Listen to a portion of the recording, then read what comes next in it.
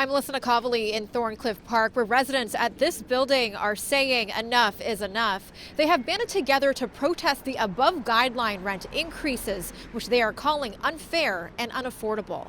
Mohammed Abbas has been calling 71 Thorncliffe Park home for 12 years. He hopes he will be able to afford to stay, but fears that might not be the case if his rent continues to increase above the provincial guideline.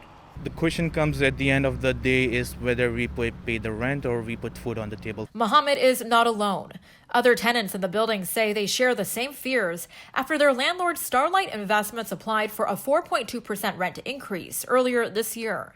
We're happy with the rent, that's fine, but they increase the rent is too much. That will force people out of their homes and communities. The video sent to us by tenants show residents at 71, 75, and 79 Thorncliffe Park demonstrating at the Responsible Investor Canada Conference.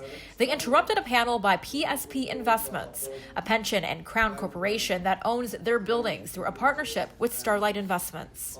It's hard.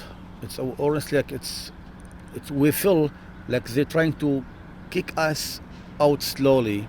Tenants say residents at the Starlight building at 130 Gowan have already received a notice of a proposed 5.5% increase for January 1st, 2023, something these tenants at Thorncliffe Park fear will also happen to them. It really is a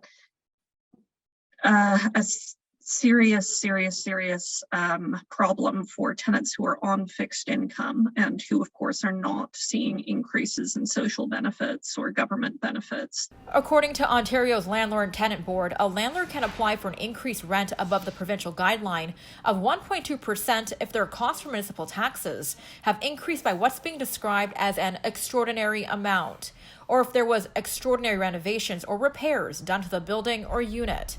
That is what Starlight is claiming, saying the increase is necessary. The nature of these applications mean that collective action is also very important and has been successful in the past. When you think of how difficult it would be for all of the tenants of a large residential unit to get separate legal representation and fight their cases separately, versus what they can achieve if they're all on the same page. Currently, landlords are able to increase the rent by 1.2% and by 2.5% for next year. But residents here fear any more and they'll be priced out of their homes.